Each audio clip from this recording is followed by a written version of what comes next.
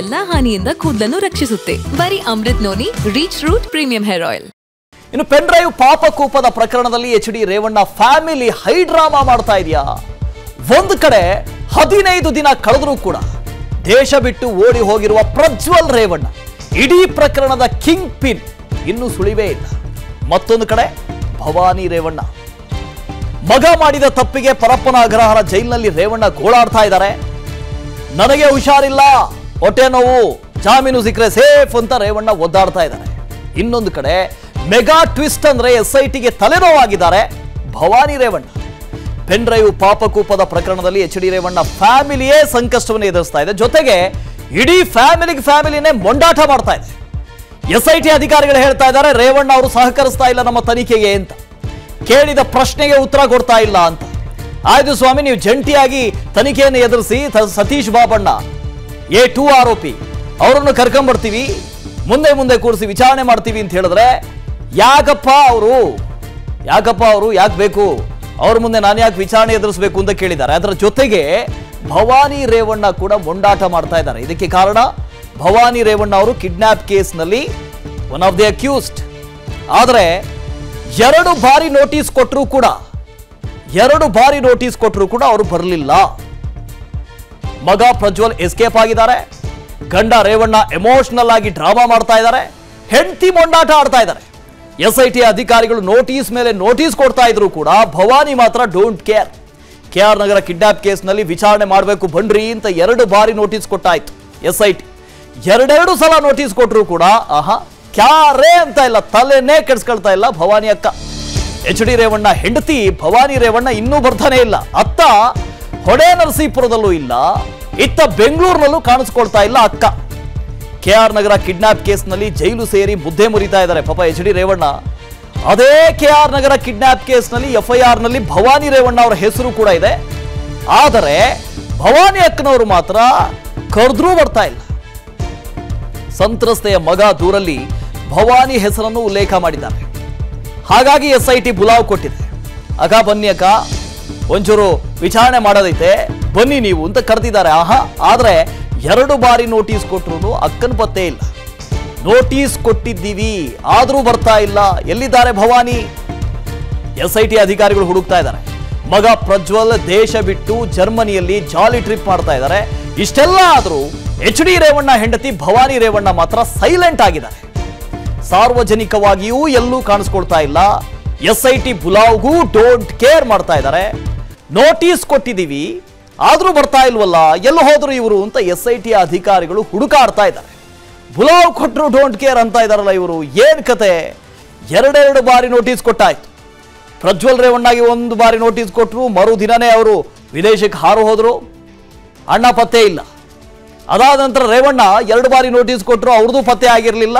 ಆಮೇಲೆ ಅವರನ್ನ ಅರೆಸ್ಟ್ ಮಾಡಲಾಯಿತು. ಈಗ ಭವಾನಿ ರೇವಣ್ಣ ಅವರಿಗೆ 2 ಬಾರಿ ನೋಟಿಸ್ ಕೊಟ್ಟರು ಕೂಡ ಅವರೂ ಇಲ್ಲ. 2 ಸಲ ನೋಟಿಸ್ ಕೊಟ್ಟರು ಭವಾನಿ ರೇವಣ್ಣಗೆ ಫೈನಲ್ ನೋಟಿಸ್ ಕೊಡುವಂತ ಸಾಧ್ಯತೆ ಇದೆ. SIT ನೋಟಿಸ್ಗೆ ಬೆಲೆ ಕೊಡದೆ ಮಗ ಪ್ರಜ್ವಲ್ ರೀತಿಯೇ ಕಣ್ಣಾಮುಚ್ಚಾಲೆ ಆಡ್ತಾ ಇದ್ದಾರೆ ಭವಾನಿ ರೇವಣ್ಣ. SIT ನೋಟಿಸ್ ಕಾಪಿಯನ್ನು ಹಿಡಿದು ವಕೀಲರ ಮೊರೆ ಹೋದ್ರ ರೇವಣ್ಣ ಪತ್ನಿ ಭವಾನಿ ರೇವಣ್ಣ. SITಯ ಮುಂದೆ ಹಾಜರಾಗಬೇಕಾ, SIT ಮುಂದೆ ಹೋಗದಿದ್ರೂ ನಡೆಯುತ್ತಾ, ಹೀಗೆ ಕಾಲಹರಣ ಮಾಡಿಕೊಂಡು ಮೊಂಡುತನ ಪ್ರದರ್ಶನ ಮಾಡ್ತಾ ಇದ್ದಾರೆ ಭವಾನಿ ರೇವಣ್ಣ. ಹೋಗ್ಬೇಕೋ ಬೇಡವೋ, ನಡೀತ್ ಬಿಡು ಪರವಾಗಿಲ್ಲ, ಹೋಗಲೇಬೇಕಾ, ವಕೀಲರ ಹತ್ರ ಕೇಳ್ತಾ ಇದ್ದಾರಂತೆ. ಕಣ್ಣಾ ಮುಚ್ಚಾಲೆ ಆಡ್ತಾ ಇದ್ದಾರೆ. ಇಡೀ ಫ್ಯಾಮಿಲಿನೇ ಹೀಗೆ ಮಾಡ್ತಾ ಇದೆಯಾ ನೋಡಿ. ಕಾನೂನು ರಚನೆ ಮಾಡುವಂತ ಸ್ಥಾನದಲ್ಲಿರುವಂತ ಎಚ್.ಡಿ. ರೇವಣ್ಣ, ಇನ್ನೊಂದು ಕಡೆ ಕೇಂದ್ರದಲ್ಲಿ ಕಾನೂನು ರಚನೆ ಮಾಡುವಂತ ಸ್ಥಾನದಲ್ಲಿ ಇದ್ದ ಪ್ರಜ್ವಲ್ ರೇವಣ್ಣ, ಇನ್ನೊಂದು ಕಡೆಯಿಂದ ರಾಜಕಾರಣಕ್ಕೆ ಬರ್ತೀನಿ ನಾನು ಕಾನೂನು ಮಾಡ್ತೀನಿ ಅಂತ ಹೊರಟಿದ್ದ ಭವಾನಿ ರೇವಣ್ಣ. ಇಡೀ ಕುಟುಂಬವೇ ಕಾನೂನು ಪಾಲನೆ ಮಾಡ್ತಾ ಇಲ್ಲ. ಕುಟುಂಬವೇ ಕಾನೂನು ಪಾಲನೆ ಮಾಡ್ತಾ ಇಲ್ಲ. ಇನ್ನು ಏನ್ ಮಾಡ್ತಾರೆ, ಏನ್ ಕತೆ ಗೊತ್ತಿಲ್ಲ. ನನ್ನ ಜೀವನದಲ್ಲಿ ನಾನು ಮಾತ್ರವಲ್ಲ, ನನ್ನ ಕೂದಲು ಕೂಡ ಆಗಿರ್ಬೇಕು ಸ್ಟ್ರಾಂಗ್ ಅಂಡ್ ಸ್ಟೈಲಿಶ್. ಬರೀ Amrit noni reach root premium hair oil ನೊಂದಿಗೆ. Reach root premium hair oil. Maruti Pavagada ಇದ್ರ ಬಗ್ಗೆ ಹೆಚ್ಚಿನ ಡೀಟೇಲ್ಸ್ ಅನ್ನು ಕೊಡ್ತಾ ಹೋಗ್ತಾರೆ. ಲೈವ್ ನಲ್ಲಿ ಜಾಯ್ನ್ ಆಗ್ತಾ ಇದ್ದಾರೆ. Very good morning Maruti. ಇಡೀ ಕುಟುಂಬವೇ ಕಾನೂನು ರಚನೆ ಮಾಡುವ ಪೊಸಿಷನ್ ನಲ್ಲಿದ್ದು ಅದೇ ಕಾನೂನನ್ನ ಎಲ್ಲರೂ ಒಬ್ರು ಇಬ್ರು ಅಂತಲ್ಲ ಎಲ್ಲರೂ ಎಡಗಾಲಲ್ಲಿ ಒದ್ದು ಹೋಗ್ತಾ ಇದ್ದಾರೆ. ಪ್ರಜ್ವಲ್ ರೇವಣ್ಣ ಕಾಣಿಸ್ತಾ ಇಲ್ಲ. ರೇವಣ್ಣಗೆ ನೋಟಿಸ್ ಕೊಟ್ಟರು, ಹೋಗಿರಲಿಲ್ಲ. ಆಮೇಲೆ ಬಲಾತ್ಕಾರವಾಗಿ ಅವ್ರನ್ನ ಅರೆಸ್ಟ್ ಮಾಡಲಾಯಿತು. ಇನ್ನೊಂದು ಕಡೆಯಿಂದ ಭವಾನಿ ರೇವಣ್ಣ ಅವರು ಪತ್ತೆ ಇಲ್ಲ, ನೋಟಿಸ್ ಮೇಲೆ ನೋಟಿಸ್ ಕೊಟ್ಟರು ಇಲ್ಲ. ಏನ್ ಕತೆ ಅವ್ರದ್ದು ಅಂತ. Very good morning. ಮೊದಲನೇದಾಗಿ ಯಾರು ಕಾನೂನು ರಚನೆ ಮಾಡುವಂತಹ ಸ್ಥಾನದಲ್ಲಿ ಇರ್ತಾರೋ ಅವರು ಬಹುತೇಕರು ಅದನ್ನ ಪಾಲನೆ ಮಾಡೋದಿಲ್ಲ ಅನ್ನುವಂಥದ್ದು ಹಿಂದೆ ಹಲವು ಪ್ರಕರಣಗಳಲ್ಲಿ ಸಾಬೀತಾಗಿತ್ತು. ಅದು ರೇವಣ್ಣ, ಪ್ರಜ್ವಲ್ ರೇವಣ್ಣ ಅವರ ಪ್ರಕರಣದಲ್ಲೂ ಕೂಡ ಮತ್ತೊಮ್ಮೆ ಸಾಬೀತಾಗುವಂತಹ ಎಲ್ಲ ಲಕ್ಷಣಗಳು ಕೂಡ ಆ ರೀತಿಯಾದಂತಹ ಒಂದು ವಾತಾವರಣ ನಮ್ಮ ಮುಂದೆ ಕಾಣ್ತಾ ಇದೆ. ಆದ್ರೆ ಒಂದಂತೂ ಸ್ಪಷ್ಟ, ಈ ಪ್ರಕರಣದಲ್ಲಿ ಮೊದಲನೇ ಆರೋಪಿ, ಪ್ರಭಾವಿ ಆರೋಪಿ ಅಂತಲೇ ಕರೀತಾ ಇರುವಂತಹ ಪ್ರಜ್ವಲ್ ರೇವಣ್ಣ ಅವರು ನಾಪತ್ತೆಯಾಗಿ 15 ದಿನಗಳು ಕಳೆದಿತ್ತು. ಈ ನಡುವೆ ರೇವಣ್ಣ ಅವರನ್ನ ಈಗಾಗಲೇ SIT ಪೊಲೀಸರು ವಶಕ್ಕೆ ಪಡೆದು ಅವರನ್ನ ವಿಚಾರಣೆ ಮಾಡಿದ ಬಳಿಕ ಅವರನ್ನ ಪರಪ್ಪನ ಅಗ್ರಹಾರಕ್ಕೆ ಕಳಿಸುವಂತ ಒಂದು ಕೆಲಸ ನ್ಯಾಯಾಲಯ ಮಾಡಿದೆ. ಈ ನಡುವೆ ಜಾಮೀನು ಕೋರಿ ಅರ್ಜಿಯನ್ನು ಕೂಡ ಅವರು ಒಂದ್ ಕಡೆ ಸಲ್ಲಿಸಿದ್ದಾರೆ. ಆದ್ರೆ ಜಾಮೀನು ಅರ್ಜಿಯ ವಾದವನ್ನ ಮಂಡಿಸಿದಂತ ಒಂದು ಸಂದರ್ಭದಲ್ಲಿ ಪಬ್ಲಿಕ್ ಪ್ರಾಸಿಕ್ಯೂಟರ್ ಮೊದಲು ಪ್ರಸ್ತಾಪ ಮಾಡಿರುವಂತಹ ಒಂದು ವಿಚಾರವೇ ಪ್ರಜ್ವಲ್ ರೇವಣ್ಣ ನಮ್ಮ ಕೈಗೆ ಸಿಗ್ತಾ ಇಲ್ಲ, ಇವರ ಕುಟುಂಬದವರು ಸರಿಯಾಗಿ ತನಿಖೆಗೆ ಸಹಕಾರ ಕೊಡ್ತಾ ಇಲ್ಲ ಅಂತ. ಯಾಕಂತ ಹೇಳಿದ್ರೆ KR ನಗರದಲ್ಲಿ ದಾಖಲಾಗಿರುವಂತಹ ಒಂದು ಪ್ರಕರಣದಲ್ಲಿ ರೇವಣ್ಣ ಅವರು ಪ್ರಮುಖ ಆರೋಪಿ ಆಗಿದ್ರು ಕೂಡ ಅದಕ್ಕೆ ಕುಮ್ಮಕ್ಕು ಕೊಟ್ಟಂತಹ ಒಂದು ಆರೋಪ ಇರುವಂತದ್ದು ಭವಾನಿ ರೇವಣ್ಣ ಅವರ ಮೇಲೆ.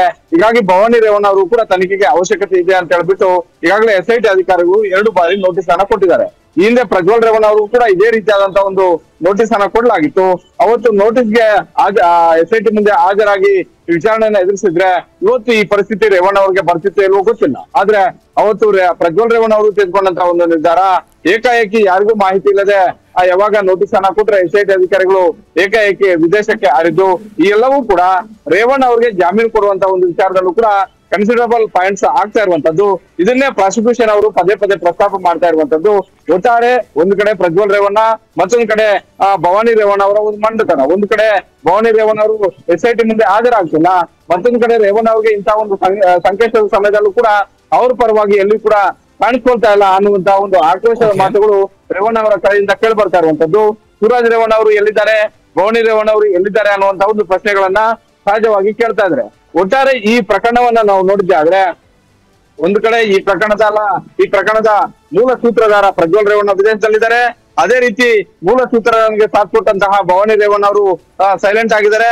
ಇದೆಲ್ಲವನ್ನೂ ಕೂಡ ಯಾವುದೇ ಅಷ್ಟು ದೊಡ್ಡ ಮಟ್ಟದ ಒಂದು ಆರೋಪಗಳು ಇಲ್ಲದೆ ಇದ್ರು ಕೂಡ ಇವರು ನಡ್ಕೊಳ್ತಾ ಇರುವಂತಹ ಒಂದು ನಡವಳಿಕೆಗೆ ಇವತ್ತು ರೇವಣ್ಣ ಅವರು ಪರಪ್ಪನ ಅಗ್ರಹಾರದಲ್ಲಿ ಮುದ್ದೆ ಮುರಿಯುವಂತ ಒಂದು ಪರಿಸ್ಥಿತಿ ಬಂತ ಅನ್ನುವಂತ ಒಂದು ಚರ್ಚೆಯೂ ಕೂಡ ಈಗ ಆರಂಭ ಆಗಿರುವಂತದ್ದು. Okay, thank you Maruti. ಅನುಕ್ಷಣದ ಸುದ್ದಿಗಳಿಗಾಗಿ Vistara news YouTube channel subscribe ಮಾಡಿ.